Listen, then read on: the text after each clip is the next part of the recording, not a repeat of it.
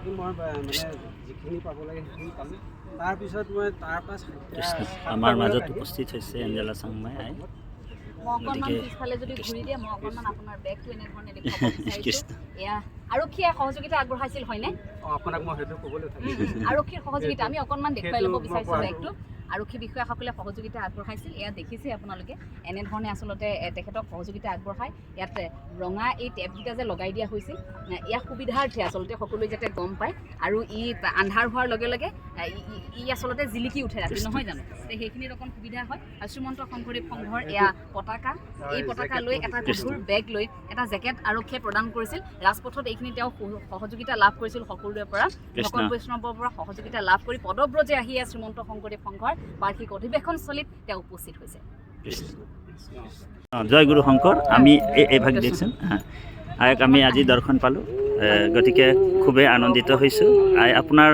আজি অধিৱেশনখনত আহি অনুভৱটো কওকচোন প্ৰভু কৃষ্ণ এয়া শ্ৰীমন্ত শংকৰদেৱ সংঘৰ ৯৪ সংখ্যক বাৰ্ষিক অধিৱেশন আজি আমি আহি উপস্থিত হৈছোঁ টিম ND24 আৰু প্ৰথমে আমি ভাবিছোঁ যে এটা প্ৰস্তুতি ভকত বৈষ্ণৱৰ শেষ প্ৰস্তুতিনো কেনেকুৱা যে সেই সম্পৰ্কে আমি এটি অনুষ্ঠান সম্প্ৰচাৰিত কৰোঁ এয়া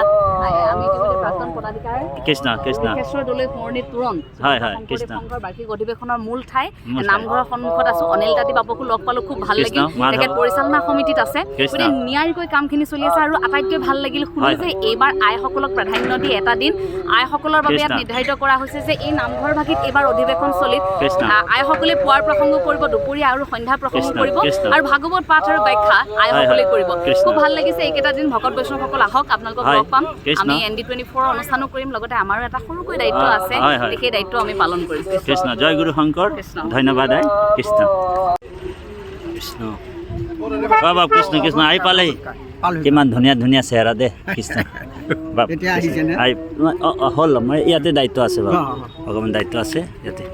হ'ব ৰ'ব আহিলে কৃষ্ণ কৃষ্ণ কৃষ্ণ দেই কৃপা হওক কৃষ্ণ কৃষ্ণ এই ৰাম কি ৰকম মানুহ ৰে কৃষ্ণ হয় হয় কৃষ্ণ সত্ৰ কথা সৌমক প্ৰমুখে শুনি ভাগৱত কথা সঁচাকৈ এই ভাৰতবৰ্ষৰ ধন্য কলিযুগত আমি সকলোৱে সঁচাকৈ পুণ্যভাগী বুলি ক'ব লাগিব ভাগৱত দৰ্শনাত ভাগৱত পাঠাত ভাগৱত সেৱানাত ভাগৱত সৰ্বনাত ভাগৱত দৰ্শনাত অৰ্থাৎ সমস্ত পাপ বিনাশানা গতিকে আমাৰ ইটো জন্ম পুণ্য সঞ্চয়ৰ ফলত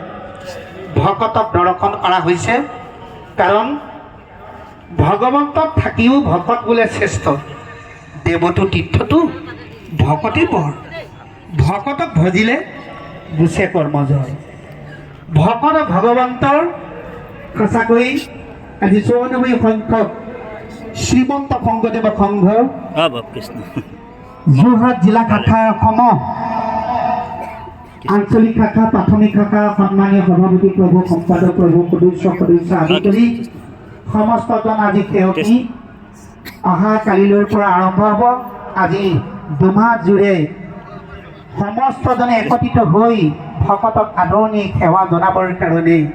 বাট চাই ৰৈ আছে আৰু সকলোৱে আজি উপগত সঁচাকৈ আজি সকলোৱে একেবাৰে ভক্তিপূৰ্ণ সেৱা জনাইছে আৰু বিভিন্ন জিলা শাখা প্ৰভু ভগৱন্ত একান্ত ভকত ভাগৱত এই ভকতক দৰ্শন কৰিবৰ কাৰণে আজি ৩ মাহ ৪ মাহ অৰ্থাৎ এবছৰ জুৰিও কল্পনা কৰি কৰি আজি কালিৰ পৰা আহিয়ে আছে প্ৰেমিক প্ৰভু ভগৱন্ত একান্ত ভকতৰ চৰণত কোটি কোটি বাৰ প্ৰণিপাত জনাইছোঁ সবাৰো হৃদয়ৰ অস্তজল পদ্ম